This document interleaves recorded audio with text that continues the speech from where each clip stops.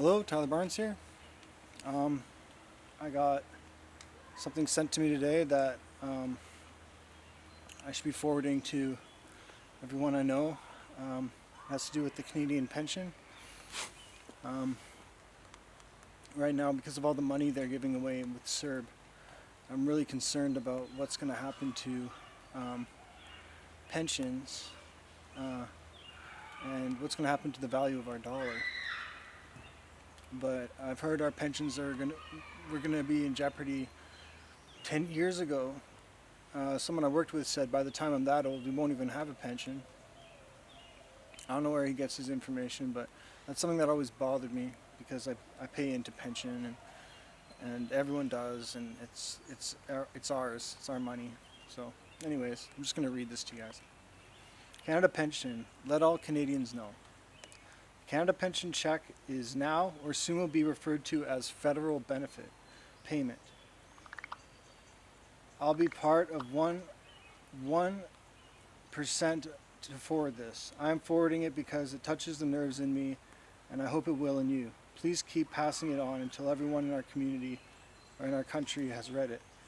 The government is now referring to our Canadian pension check as a federal benefit payment. This is benefit. It is our money paid out of our earned income. Not only did we all contribute to our pension, but our employers did too. Total 15% of our income before taxes.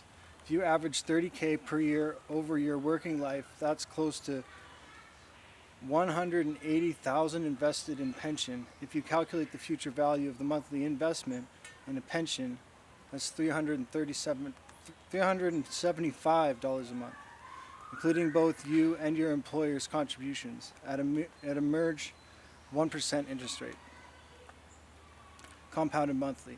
After 40 years of working, you'd have more than $1.3 million saved. This is your personal investment. Upon retirement, if you took out only 3 per year, you'd receive $39,318 per year, or $3,277 per month. That's almost 3 times more than today's average old age pension benefits of $1,230 per month. And your retirement fund would last more than 33 years until you're 98 if you retired at the age of 65. I can only imagine how much better most average income people could live in retirement if our government had just invested our money in low risk interest earning accounts instead of the folks in Ottawa pulled a bigger Ponzi scheme than Bernie Madoff ever did. They took our money and used it elsewhere. They forgot, oh yes, they knew that it was our money they were taking. They didn't have a referendum to us if we wanted to lend the money to them, and they didn't pay interest on the debt they assumed.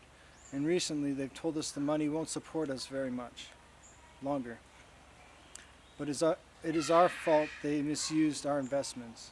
And now, to admit insult to injury, they're calling it a benefit, as if we never worked to earn every penny of it. Just because they borrowed the money doesn't mean that our investments were charity.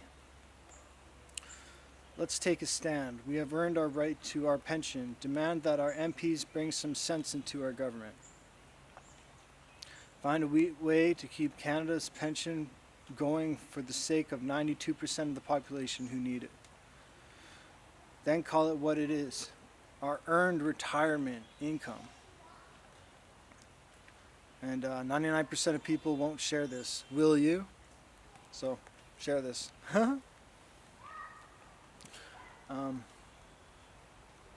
Yeah, what I wanted to talk about today was social distancing and the effects it has on everything. There are the jobs that people can't work because of their vicinity being in too close to people, and this is an obvious hurdle that we're supposed to be temporarily dealing with. Because of social distancing, we can't have concerts and shows because, I mean, if we could, but there would only be like 100 people allowed in or something, so that everyone could keep their 6-foot distance. And this is something that we temporarily can deal with.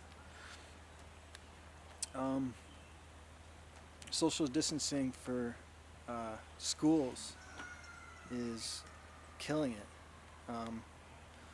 My brother's a principal out in Bella Coola, and he's saying he can only have certain students in every day, and some of these students don't have it good at home. They only find safety in school, and without that, life can be pretty terrifying and horrible. But that's something that I guess temporarily we're just going to have to deal with. But the problem is, I don't think it's going to be temporary. I think even after we've got a vaccine, I think the social distancing is going to just keep going on.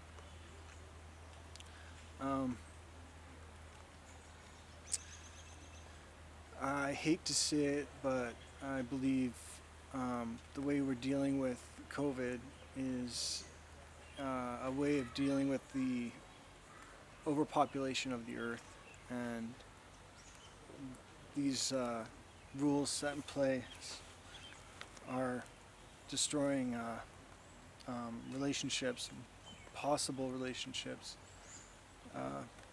and destroying our ability to connect with people, especially for the children who have to go through school, because I see this lasting at least 5 years. I hope I'm wrong. I really hope I'm wrong. So let's just hope I'm wrong. But that's 5 years of students being alienated and treated like worse than jail. I mean, I wouldn't say worse than jail, but the social distancing and the masks that are supposed to be worn really take any joy out of.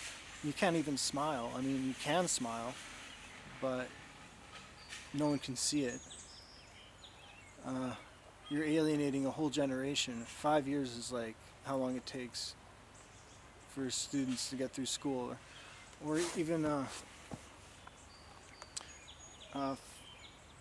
5 years is how long it takes to mold the minds of the youth, and they're going to have problems connecting with people, and it's really sad and it's really bad, but let's just hope it's temporary.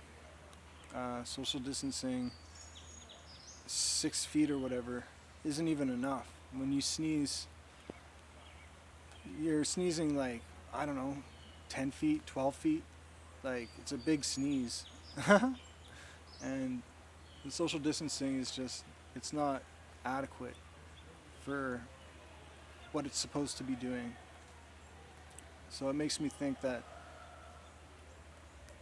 there's going to be a different effect coming out of it, and it's not going to be good. But yeah, let's hope I'm wrong. Anyways, I love all you guys. Live long and prosper. Catch you on the next video, and share this if you feel like it's worth sharing.